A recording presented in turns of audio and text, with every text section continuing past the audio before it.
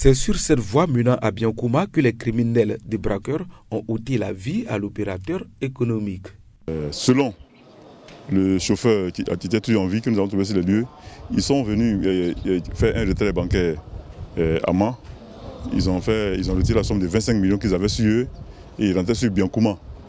Et une fois à quelques mètres, quelques encablures du seul pont qui est sur cette voie-là, 3 individus armés de Kalachnikov sont sortis de la broussaille, leur intimant l'ordre de s'arrêter. Le chauffeur, il n'a pas voulu s'arrêter, il a voulu même renverser ces individus-là avec la voiture. Ce qui lui a coûté une sortie de route dans la broussaille, du côté droit. Et selon lui, dans la broussaille, il a été surpris de constater que 2 individus, parmi les malfrats là, sont venus lui dire d'ouvrir la portière. Ils l'ont fait descendre et ils lui ont demandé de se coucher, sous la menace de leur calage. Donc lui, il s'est couché et son patron, qui est le Libanais, est descendu de la voiture. Les individus lui ont dit de se coucher, mais il a refusé. Il sortait de la broussaille, il partait sur la voie. Il était presque sur la voie bitumée et ils ont tiré de sa direction et il a été mortellement atteint.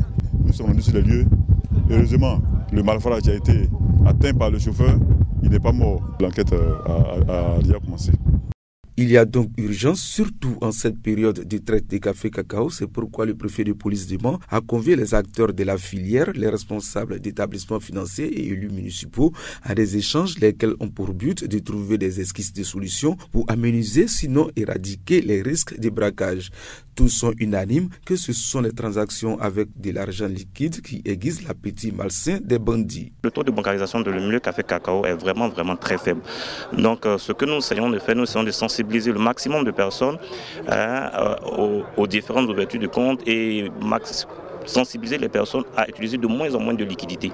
Parce que lorsqu'il y a moins de liquidités qui circulent sur le marché, il va sans dire que le taux de braquage va chuter. Parce qu'au lieu de te remettre l'argent, tu te remets un chèque, voler un chèque et voler de l'argent, vous voyez un peu la différence. Donc il y a beaucoup de points que nous avons évoqués, mais ces points-là sont vraiment essentiels à nos yeux. On cherche la solution de tous les côtés. Parce que dans la filière café cacao, il y a plusieurs maillons qui sont impliqués dedans. Plusieurs maillons, depuis la banque, le producteur, le collecteur à qui vous remettez l'argent, le pisteur à qui vous remettez l'argent, tous ceux-là, ils sont dedans. Même dans ton entourage proche, je voudrais que le système de transfert des fonds de façon électronique, c'est la meilleure solution. Si l'État est vraiment regardant sur ce côté et qu'on arrive à mettre ça en pratique, je crois que la filière sera sauvée. Hormis l'usage de la monnaie électronique ou des chèques dans les échanges entre acheteurs et producteurs agricoles, il a été recommandé aux banquiers une célérité dans leur guichet afin que les clients puissent accéder à leurs requêtes avant 13 heures. Quant aux coopérateurs, il leur a été demandé une discrétion sur l'état financier de leurs activités, mais aussi des démarches qu'ils comptent entreprendre. En retour, financiers et coopérateurs ont plaidé auprès des autorités municipales pour un assainissement des alentours de leurs établissements qui sont voisins à des kiosques à café, maquis et d'autres commerces. Selon les spécialistes de la sécurité, ce sont des points d'observation et d'écoute des criminels. La police, quant à elle, compte jouer sa partition. Il y a des tops, il y a des personnes qui malheureusement mettent les bandits sur les traces de d'autres personnes de la même filière. Nous, on fait l'effort d'être sur les axes, on fait l'effort de faire les patrouilles, on fait l'effort d'assainir les devants des banques.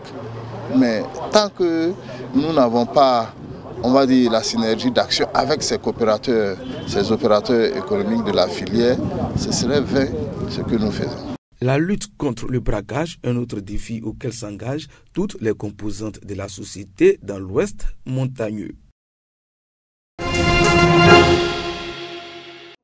L'air attentif, stylo en main, ces jeunes assistent ce matin à une formation en communication politique. Cette formation est offerte par Flora Irel, une entreprise qui évolue dans le domaine de la communication politique. Nous partons du postulat que l'entre-gens de nos hommes politiques et des mouvements et associations politiques est composé de néophytes souvent ou encore d'amateurs en matière de communication politique. Alors qu'il y a des professionnels qui sont formés pour œuvrer dans cette communication politique en accompagnement à toutes ces personnalités. Donc c'est ces personnes-là que nous avons appelées pour leur demander un engagement beaucoup plus marqué sur le territoire pour qu'on puisse savoir qu'ils existent et qu'il faille s'attacher leurs services. La communication politique, quel enjeu et défi pour une meilleure offre politique en Côte d'Ivoire?